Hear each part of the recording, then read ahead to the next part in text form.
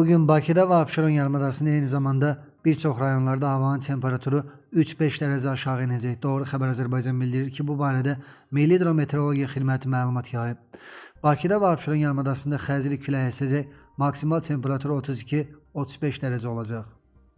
Hazırda ölkə ərazisində müşahidə olunan güclü külə ilə bağlı Fövqəladə Hallar Nazirliyi bir daha əhaliyə müraciət edərək təhlükəsizlik qaydalarını xatırladıb. Belə ki, yay fəslində insanların istirahət üçün çimərliklərə üz tutduğunu nəzərə alaraq xatırladırıq ki, küləkli havada dənizə girmək çox təhlükəlidir. Həmçinin kiçik həcmli gəmi istifadəçiləri belə hava şəraitində dənizə çıxmağın qadağan olduğunu nəzərə almalıdırlar. Bundan əlavə, güclü küləyin baş verən yanğınların söndürülməsi ilə bağlı yaratdığı çətinliklər nəzərə alaraq xüsusilə havanın isti və quru keçdiyi bu günlərdə küləkli hava şəraitində yanğın təhlükəsizlik qaydalarına ciddi riayət olunmalıdır.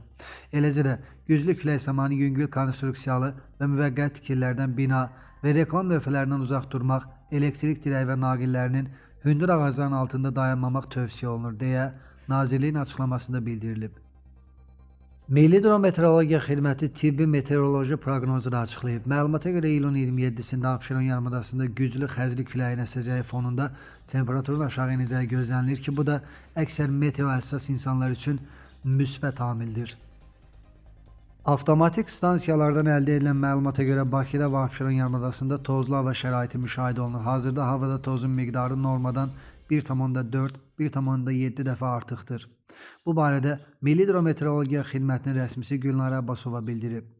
Havada müşahidə olunan toz meteoroloji şəraitlə əlaqədar lokal xarakterlidir. Belə hava şəraitinə səbəb bugün səhər saatlarından başlayan güclü şimal-qərb küləyinin yerin üst quru səthində formalaşan toz kütlələrini ətraf ərazilərə yaymasıdır. Tozlu hava şəraitinin sinoptik şəraiti ilə əlaqədar sabah gün orta saatlarına qədər davam edəcəyi gözlənilir deyə o qeyd edib.